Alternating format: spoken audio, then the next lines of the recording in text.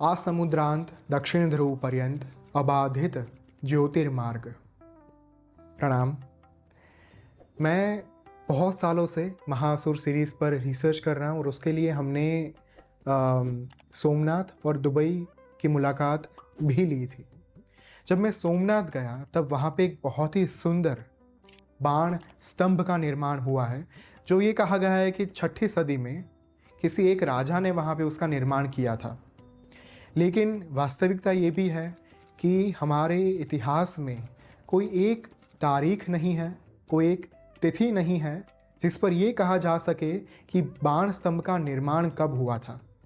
और उस बाण स्तंभ पर बहुत ही रहस्यमयी बात लिखी गई है, जो है आसमुद्रांत दक्षिण ध्रुव पर्यंत अबाधित ज्योतिर्मार्ग, जिसका हम सरल भाषा में अगर अर्थ करें तो आसमुद्रांत दक्षिण ध्रुव पर्यंत, यानी कि जब तक इस समुद्र का अंत नहीं हो जाता, दक्षिण ध्रुव पर्यंत, दक्षिण ध्रुव के अंत तक जब तक आप इस समुद्र को देख रहे हैं वहां तक अबाधित ज्योतिर्मार्ग, यानी कि बीच में मध्य में एक भी भूमि का खंड, भूमि का भाग आपको देखने को नहीं मिलेगा। और ये बात ऐसे समय पर लिखी गई थी जहाँ पे हमारे पास साइंस एंड टेक्नोलॉजी थी ही नहीं।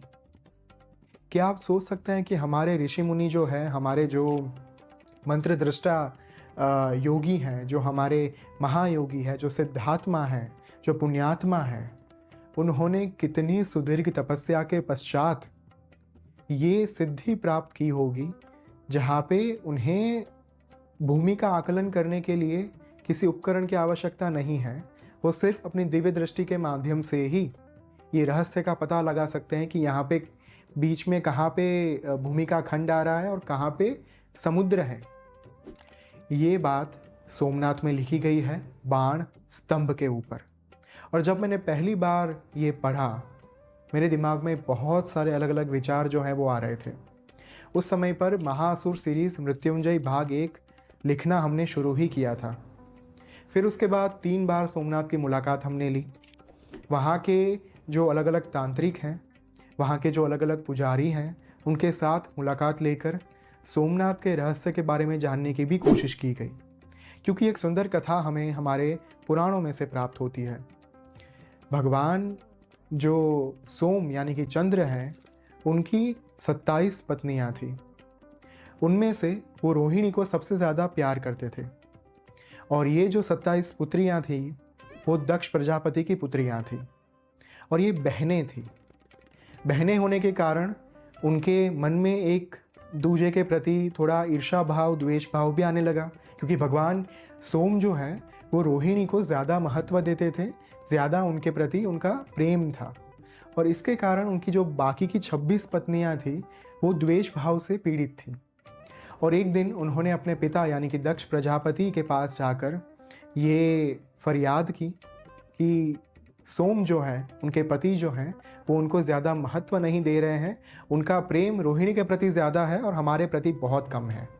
जब दक्ष प्रजापति ने अपनी पुत्रियों की व्यथा सुनी, तब उन्होंने भगवान सोम को ये शाप दिया कि आप जो है कुष्ठ रोगी हो जाएंगे, जो एक स्किन का डिसीज़ माना जाता है। एक जो हमारी चमड़ी होती है उसका एक रोग जो होता है वो है कुष्ठ रोग। तो जब ये शाप मिला भगवान सोम को, भगवान चंद्र को, तब उन्हें अपने अपराध का बोध हुआ। अपराध बोध के कारण अब उन्होंने दक्ष प्रजापति से क्षमा भी मांगी, लेकिन दक्ष प्रजापति जो है वो क्षमा करने के लिए तैयार नहीं थे। फिर अलग अलग देवी देवताओं के पास जाकर भगवान सोम ने इस शाप का, इस समस्या का निवारण पूछने का प्रयास किया। और तब उन्हें पता चला कि भगवान शिव के तप के माध्यम से, उनकी साधना के माध्यम से मैं कुष्ठ रोग से मुक्त हो पाऊंगा। उस समय पर उन्होंने प्रभास क्षेत्र में, जो आज का सोमनाथ है, वहाँ पे अपनी तपस्या शुरू की भगवान महादेव की। देवादिदेव महादेव को प्रसन्न करने के लिए उन्होंने कड़ी तपस्या की। बहुत सालों तक, बहुत वर्षों तक उन्होंने अपने आप को बहुत ही ज़्यादा कष्ट देकर साधना की। और उनकी साधना से प्रसन्न होकर देवादिदेव महादेव भगवान शिव आशुतोष प्रसन्न हुए और उनका प्रागट्य हुआ वहाँ पे। और उन्होंने दक्ष प्रजापति के शाप से भगवान सोम को, चंद्र को मुक्ति दिलाई। और उस समय से हमें प्राप्त हुआ शुक्ल पक्ष और कृष्ण पक्ष का एक पूरा कैलेंडर, जहाँ पे पहले 15 दिन भगवान चंद्र की कला जो है वो बढ़ती रहती है और हमें पूर्णिमा प्राप्त होती है। उनका प्रकाश दिन ब दिन जो है वो बढ़ता रहता है। और उसके बाद के जो 15 दिन हैं, जिसे कहा गया है कृष्ण पक्ष, कृष्ण पक्ष के दौरान भगवान चंद्र जो है उनकी घटौती होती है, उनके प्रकाश में कमी आ जाती है और आखिर में हमें प्राप्त होती है अमावस्या। जो भी तंत्र उपासक हैं, जो भी तंत्र साधक हैं, उन्हें ये तो पता ही होगा कि अमावस्या और पूर्णिमा, ये जो 2 दिन हैं, वो एक साधना की पूर्णाहुति और एक साधना के आरंभ के लिए कितने महत्वपूर्ण माने जाते हैं। और ये जो कृष्ण पक्ष और शुक्ल पक्ष मिला वो उस समय से शुरू हुआ था जब भगवान देवादिदेव ने दक्ष प्रजापति के शाप का निवारण किया था और चंद्र को अपनी सुंदरता पुनः प्राप्त हुई। उसी समय भगवान चंद्र ने वहाँ पे भगवान देवादिदेव महादेव का ज्योतिर्लिंग स्थापित किया और उस ज्योतिर्लिंग का नाम पड़ा सोमनाथ ज्योतिर्लिंग। इसी सोमनाथ ज्योतिर्लिंग को मध्य में रखते हुए हमने लिखी मृत्युंजय महासुर सीरीज भाग 1 यानी कि बुक 1। इसका जो हिंदी संस्करण है, जो हिंदी वर्जन है, वो कुछ ही महीनों में आपके लिए प्रस्तुत हो जाएगा। तो बहुत सारे लोगों के प्रश्न आए थे कि हमें ये किताब हिंदी में कब मिलेगी। आपको बस थोड़ा सा ही इंतज़ार करना होगा, आपको बस थोड़ी सी प्रतीक्षा करनी होगी। उसके पश्चात आपको ये किताब जो है, ये जो पुस्तक है, ये हिंदी में भी प्राप्त हो जाएगी। तो मूल बात पर आते हैं। सोमनाथ का जब मैं अध्ययन कर रहा था, सोमनाथ की धरती पर जाकर जब मैं फील्ड रिसर्च कर रहा था, उस समय पर ये बाण स्तंभ हमें मिला जो भगवान सोमनाथ के ही परिसर में यानी कि मंदिर के बहुत पास वो लगा हुआ है, जिसके ऊपर ये लिखा गया है कि आसमुद्रांत दक्षिण ध्रुव पर्यंत अबाधित ज्योतिर्मार्ग। यहाँ पे मुझे एक प्रश्न हुआ था।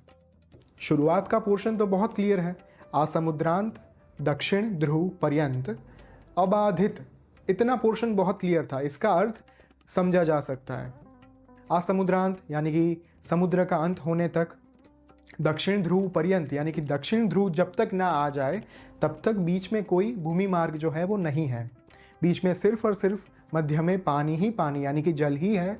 और जब आप दक्षिण ध्रुव तक पहुंच जाएंगे यानी कि साउथ पोल तक पहुंच जाएंगे, वहीं पे आपको भूमिखंड की प्राप्ति हो पाएगी। इसका मीनिंग यहाँ पे क्लियर हो चुका है। लेकिन मुझे जो प्रश्न था वो ये था कि ज्योतिर्मार्ग का अर्थ क्या है, क्योंकि एक इसका कनेक्शन, एक इसका रहस्य जो है वो ज्योति के साथ भी कनेक्टेड हो सकता है और इसका जो दूसरा रहस्य है वो अभी भी अनसुलझा है। और उसी अनसुलझे रहस्य को सुलझाने के लिए, उसके मूल में पहुंचने के लिए हमने एक बहुत ही सुदीर्घ रिसर्च शुरू किया जो था तंत्र शास्त्र का रिसर्च। और ऐसी ऐसी रहस्यमय घटनाओं के बारे में हमें पता चलता गया, जिन घटनाओं को सुनकर हम चौंक गए थे। क्योंकि सोमनाथ यानी कि जो प्रभास क्षेत्र था, जहाँ पे महमूद गजनवी ने बहुत बार आके आक्रमण किया था। मेरा प्रश्न था कि महमूद गजनवी जो एक अफ़गान लुटेरा था, अगर उसे संपत्ति ही लूटनी थी तो वो इतनी लंबी यात्रा तय करके बार बार सोमनाथ क्यों आया।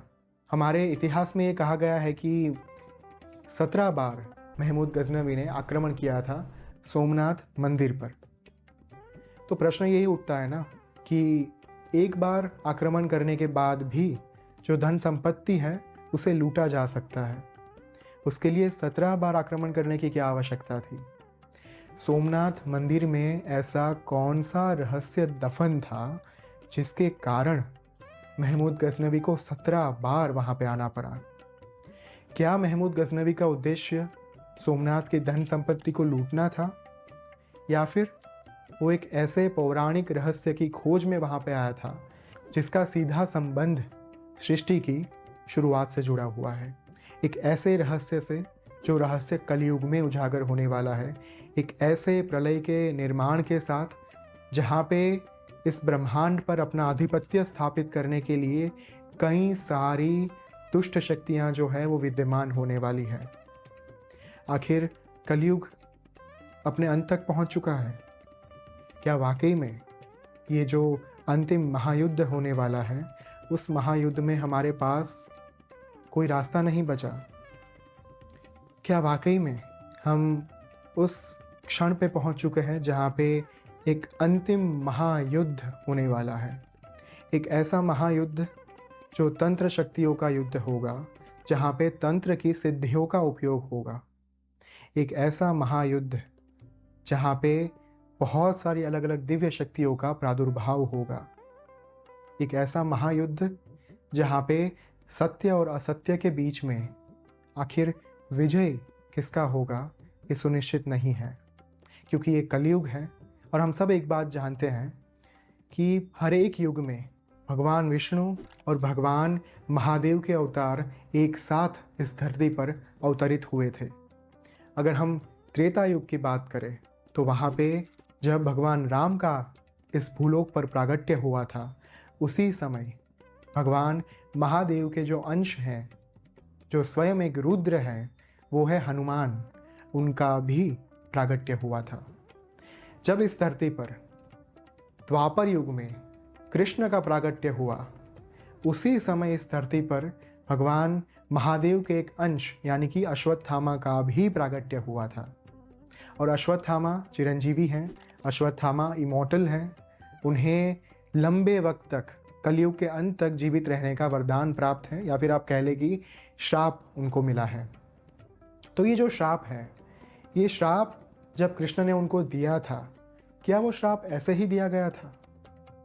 क्या ये श्राप सिर्फ और सिर्फ अश्वत्थामा के अपराध के कारण मिला था, या फिर उसके पीछे एक बहुत ही बड़ा उद्देश्य जुड़ा हुआ था जो कलयुग में पूर्ण होने वाला था? इन सारे प्रश्नों के उत्तर आपको मृत्युंजय महाअसुर सीरीज भाग 1 में मिलेंगे। इसके साथ 10 महाविद्याएं एवं तंत्र साधनाएं तथा अघोर की साधना के संदर्भ में भी बहुत सारी जानकारी आपको महाअसुर सीरीज के जो नॉवेल्स आने वाली हैं वहाँ से प्राप्त होगी।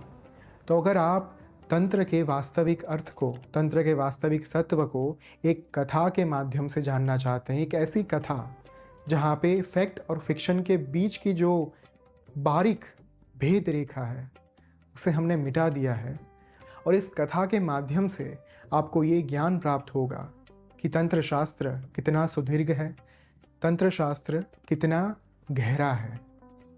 और आने वाले समय में मृत्युंजय के बारे में बहुत सारी बातें करेंगे, लेकिन एक बात मुझे यहाँ पे फिर से कहनी होगी कि 25 मार्च होली के दिन शाम 7 बजे अहमदाबाद में 079 स्टोरीज़ जो बोडक देव के नज़दीक हैं, जिसका एड्रेस आपको यहाँ पे स्क्रीन पर दिख रहा होगा, वहाँ पे हम मिलेंगे मृत्युंजय महायज्ञ के लिए, जहाँ पे हम जागृत करेंगे भगवान महादेव की ऊर्जा को मृत्युंजय यज्ञ के माध्यम से।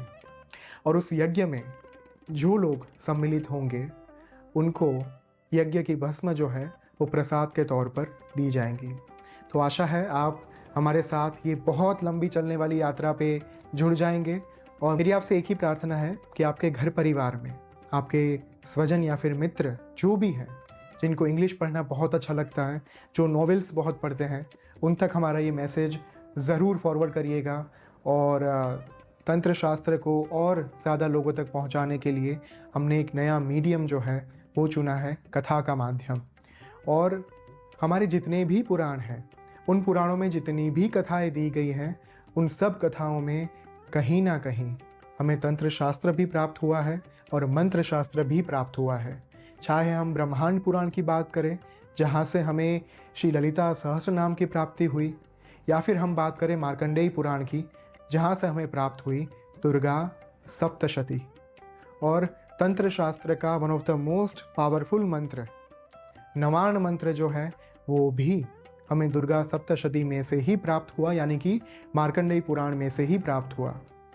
तो इसी वजह से आज की जो पीढ़ी है उन तक तंत्र शास्त्र का वास्तविक सत्व पहुंचाने के लिए हमने कोई ऐसी किताब नहीं लिखी जो किताब सिर्फ और सिर्फ थियोरिटिकल बातें करती हो। एक ऐसा पुस्तक, एक ऐसी नॉवेल जो आपको एक ऐसा प्रायोगिक ज्ञान देगी, एक ऐसा प्रैक्टिकल नॉलेज देगी तंत्र के बारे में, जिसे पढ़ने के बाद आपकी साधना में रुचि और बढ़ेगी।